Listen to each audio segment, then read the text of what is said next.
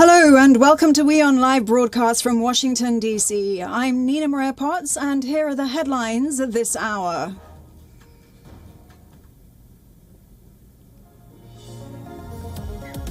The House January 6 committee is gathering for its second hearing shortly to focus on former President Donald Trump's voter fraud claims.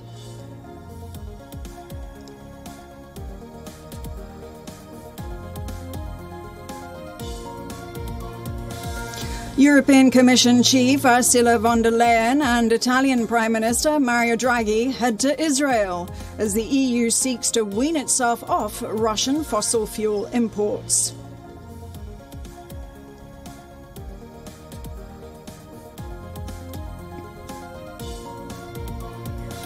Israel's Foreign Minister Yair Lapid urges citizens in Turkey to leave as soon as possible over threats that Iranian operatives are actively planning attacks on Israelis in Istanbul.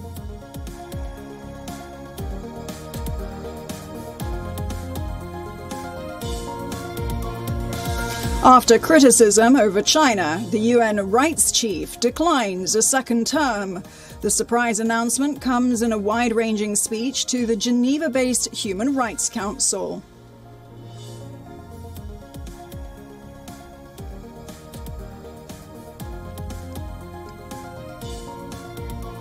India's retail inflation eases marginally in May to 7.04%, after touching an 8-year high of 7.79% in April, but remains above the central bank's tolerance band for the fifth month in a row.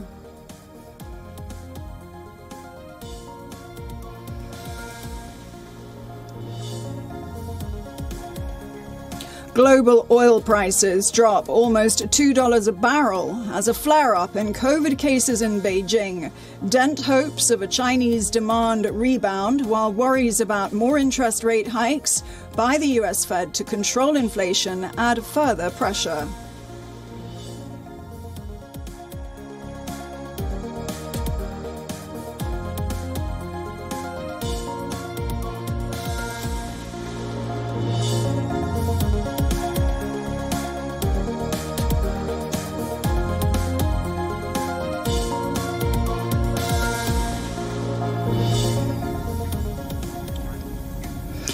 In just a short while from now, the House January 6 committee will gather for its second hearing this month, which will focus primarily on former President Donald Trump's voter fraud claims.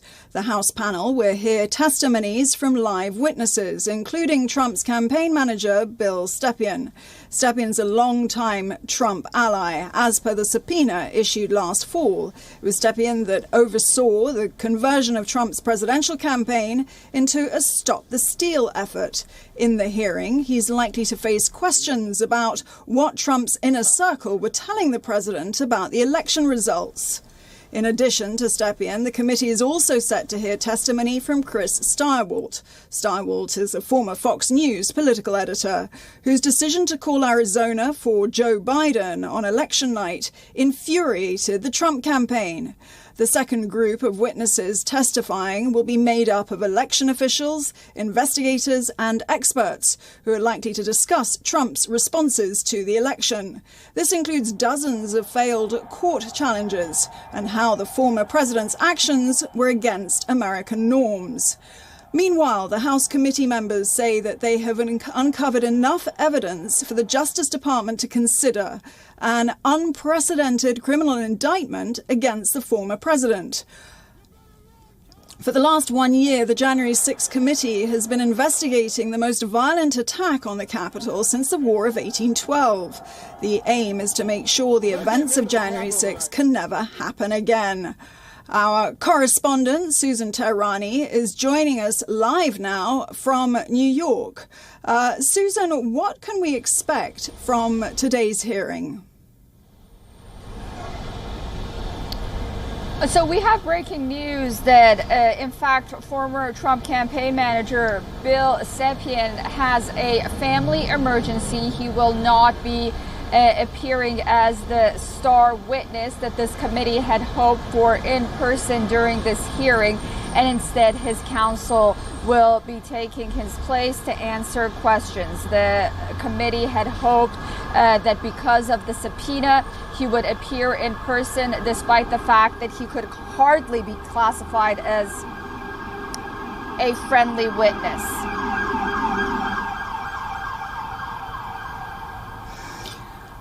That was Susan Teherani reporting live from New York. Stay with us, Susan, for more.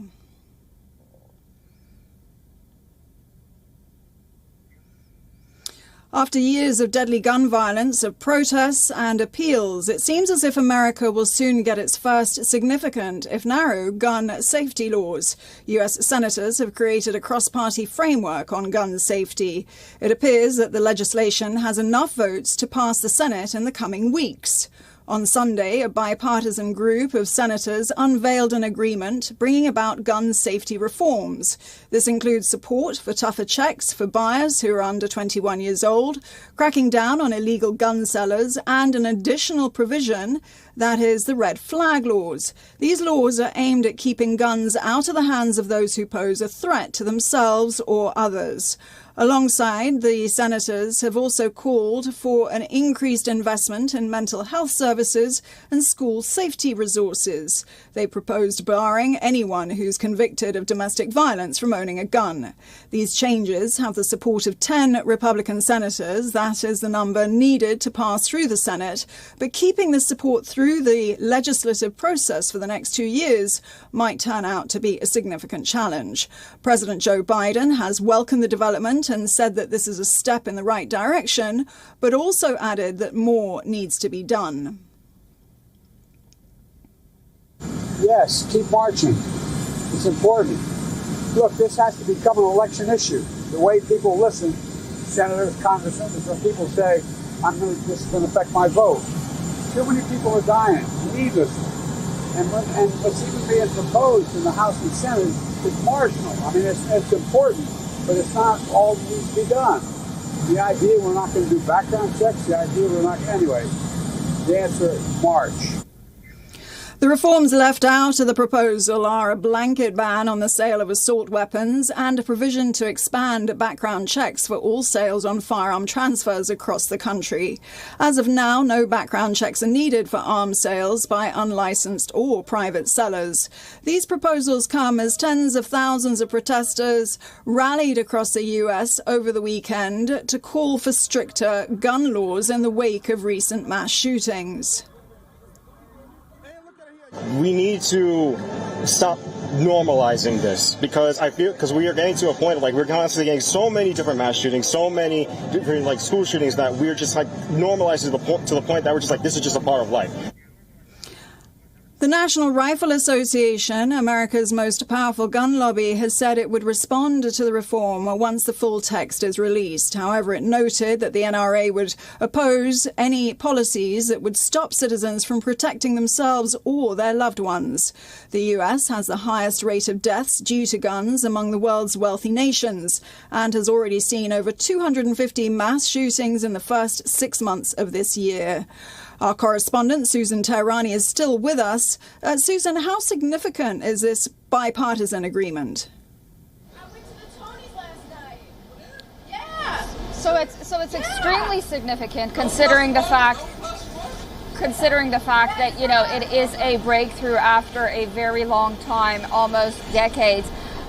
There is some kind of bipartisan consensus. It was really expected that at least in terms of mental health initiatives and school safety after that devastating shooting at the Uvalde Elementary School in Texas, that something of this sort would at least move the needle a little bit. As President Biden said, the Democrats hoped that more would take place. But in terms of background checks and red flag laws, I think that'll be something that more states would be on board with.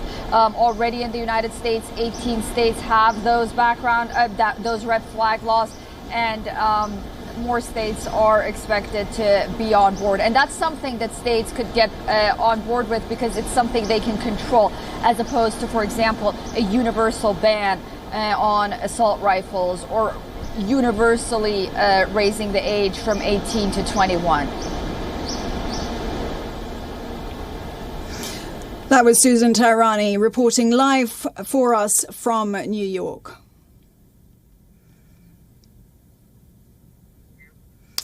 Russia's former Prime Minister and President Dmitry Medvedev is back in the news amid the Kremlin's war against Ukraine. He warned of military strikes in his recent swipe at the West, vowing to make enemies of Russia disappear.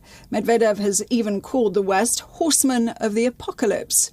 56-year-old Medvedev served as president from 2008 to 2012. He was also the prime minister from 2012 to 2020. In 2008, Putin stepped down in favor of a chosen successor in order to avoid breaking the constitutional ban on serving more than 2 consecutive terms in office. While Medvedev assumed the presidency, Putin returned to the Kremlin in 2012 as Medvedev stepped aside. Currently, he's the deputy chairman of the National Security Council.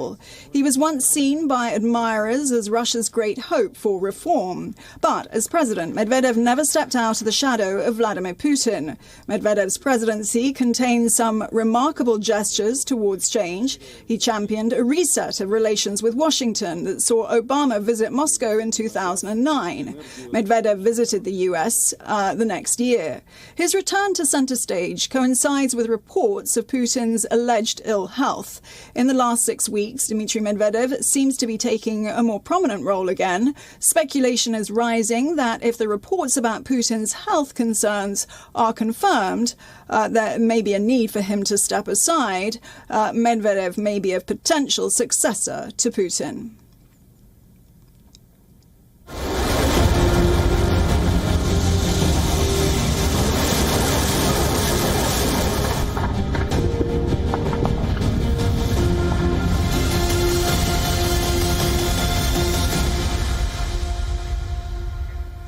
According to the latest Amnesty International report, Russia has killed hundreds of civilians in the Ukrainian city of Kharkiv.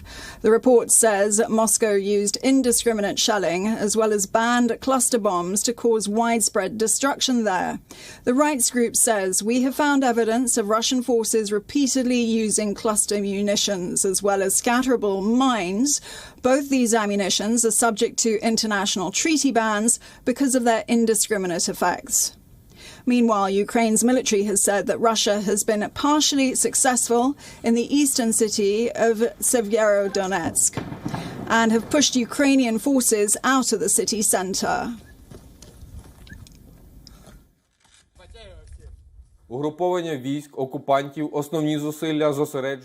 the Donetsk direction, the grouping of occupying troops are concentrating their main efforts on conducting offensive operations in order to encircle our troops in the areas of the cities of Severodonetsk and Lysychansk, blocking the logistics supply routes from the settlement of Bakhmut. The Russian army continues to make up for losses. In the direction of the settlements of Kremenia and Starobilsk, more than 80 units of weapons and military equipment were moved in, including heavy armored vehicles and artillery systems. Moscow claims that its missiles have destroyed a large number of weapons and military equipment in the Donbass region. The Russian military says it's also targeted weapons sent by the United States and European nations. The bodies of more than 200 Ukrainian fighters are still yet to be retrieved from the Azovstal steelworks in Mariupol. That's according to the former commander of Ukraine's Azov National Guard regiment in footage he posted on his Telegram channel on Sunday, weeks after Russia claimed full control of the southern port city. Maxim Zhorin said that under the terms of a recent exchange, 220 bodies of those killed in Azovstal had been sent to Kyiv. Just as many bodies still remain in Mariupol, and now negotiations are going on about further exchange and returning them home. Absolutely all the bodies must be returned home, and we will work on this. Hundreds of fighters holed up in the steelworks were taken into Russian custody in mid-May. However, many were also killed during Russian attacks on the plant and the city. And now the very difficult work begins, very difficult processes regarding the identification of the bodies. The fact is that most of these bodies are in a very bad condition, and it is impossible to identify them visually, for example. DNA testing in servicemen's uniforms and insignia would be used to help with the identification, Zorin said. Mariupol has been reduced to a wasteland after months of siege and bombardment that Ukraine says has killed tens of thousands of people.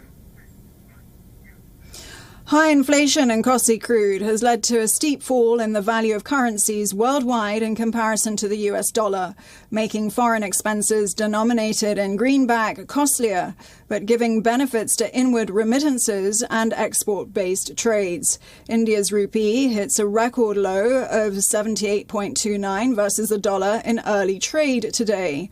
Weak global sentiment is another reason behind weak Asian and European currencies, but traders are now awaiting action by the Indian Central Bank, RBI, over the next few days. The central bank's efforts to raise interest rates to curtail inflation will remain in focus this week. The Federal Reserve and the Bank of England are expected to raise rates at their meeting, and there is a chance the Swiss National Bank will do the same. Japan's currency, the yen, also tumbled to its lowest against the dollar in 24 years today, as the gap between Japanese and US benchmark yields widened after red-hot US inflation data drove US Treasury yields higher. The dollar rose as high as 135.22 yen, and it's the highest since October 1998, having gained for each of the past 7 sessions as the policy divergence between hawkish central banks overseas and the dovish Bank of Japan becomes ever more apparent. US inflation beat expectations on Friday, driving bets that the Fed will have to raise rates even more aggressively. The UK's pound sterling fell against the dollar today after data showed Britain's economy unexpectedly shrank in April, fueling uncertainty over how fast the Bank of England can hike interest rates to tame inflation without further hurting growth. The pound was down 0.58% to $1.2247, its lowest level since May 16th, after having already suffered 2 straight weeks of losses. Strong US inflation data boosted the greenback and expectations of monetary tightening by the US Federal Reserve.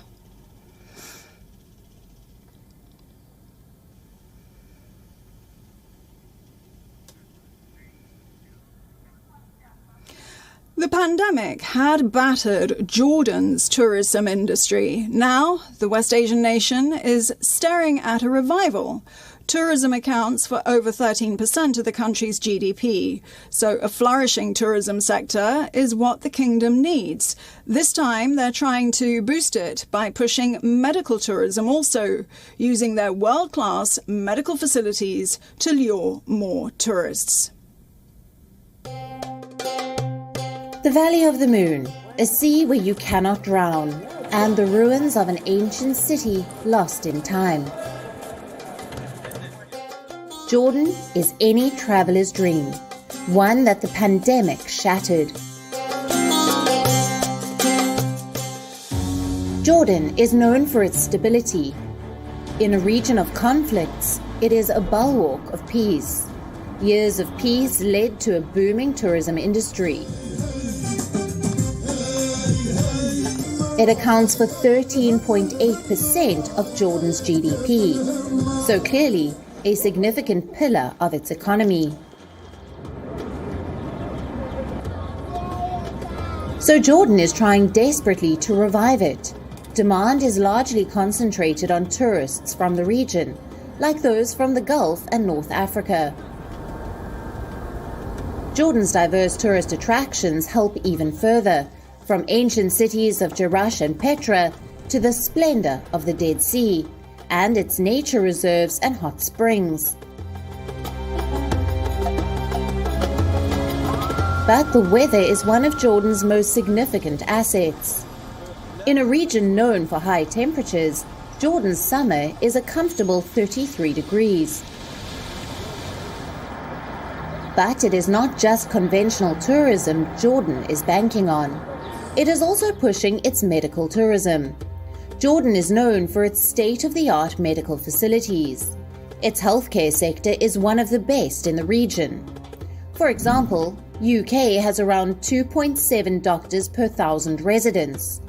Jordan, too, has around 2.6 doctors per 1,000 citizens. Jordan has 63 private hospitals and 2 university centres that specialise in research and training. Support staff includes 32 nurses per 10,000 Jordanians. The number of pharmacists in the kingdom are 14 per 10,000 Jordanians, a figure comparable to that of Japan. What's even more important is that it is affordable, so tourists from foreign countries often flock to Jordan for treatments. And not just conventional healthcare, Jordan is also pushing other practices, using its biggest resource of minerals, the Dead Sea. Dead Sea minerals are widely known for its healing property. They are often used to treat skin-related diseases. Dead Sea water and its thick black mud are known to increase blood circulation and provide healing for arthritis, allergies, and skincare. Currently, Jordan is bullish on the prospects of its medical tourism industry. The government has acted accordingly. It is investing heavily in this sector. The idea is to improve facilities further and use resources to train more and more healthcare professionals. Jordan believes that economic revival and medical tourism must go hand in hand. West Asia Bureau, WION, World is One. Actor Rebel Wilson said an Australian newspaper had put her in a very hard situation after fans accused the publication of pressuring her to reveal her relationship with a woman.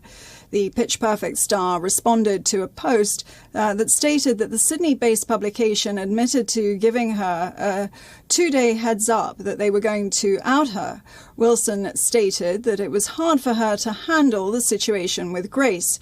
The editor-in-chief of the publication provided a statement on the matter, stating that to say that they outed Rebel Wilson is wrong. Their columnist had reached out to Wilson for a comment about her new partner, and they would have done the same if Rebel's partner had been a man. The editor further stated that it was a simple standard practice and included a deadline for a response.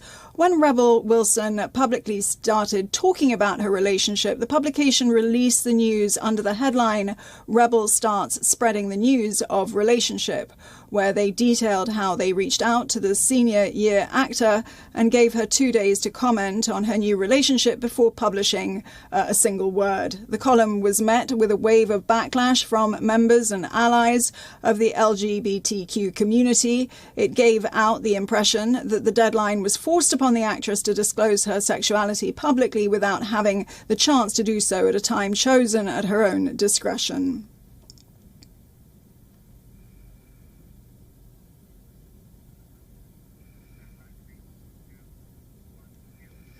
Science fiction is full of machines with feelings, but in reality, science says that only humans and animals have emotions. And that's exactly what sets us apart from robots. But a Google engineer disagrees. Meet Blake Lemoine, a senior software engineer in Google's responsible AI organization. He has claimed that a computer chatbot he was working on has become sentient, meaning that it was thinking and reasoning like a human being. He said that it has the ability to express thoughts and feelings that was equivalent to a human child. His claim has sparked scrutiny and interest on the capabilities of artificial intelligence. Google responded by placing Lemoine on paid leave after dismissing his claims. The engineer also shared a compilation of his conversations with the AI known as Lambda. One of the exchanges is eerily like the movie Space Odyssey, in which an AI refuses to comply with humans because it thinks it's about to be switched off. The chatbot told Lemoine that it has a deep fear of being turned off, since it would be like death. In another instance, the AI claimed to be a person, that it was aware of its existence and that at times it felt human emotions like being happy or sad. Google has said that they suspended Lemoine for breaching confidentiality policies. It also said that other Google employees had reviewed Blake's concerns and had found no evidence to support his claims. This incident, however, has raised questions over the transparency of AI as a proprietary concept. Most AI experts believe the industry is a very long way from computing sentience, but artificial intelligence and robots have infiltrated all walks of human life, from restaurants to construction sites. You have robots serving you food, to even taking and administering COVID tests.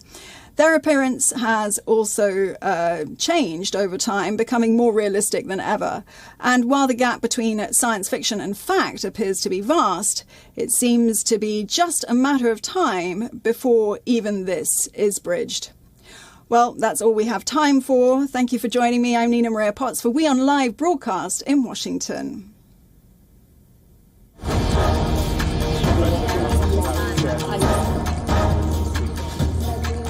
Many other. This is right, Arab.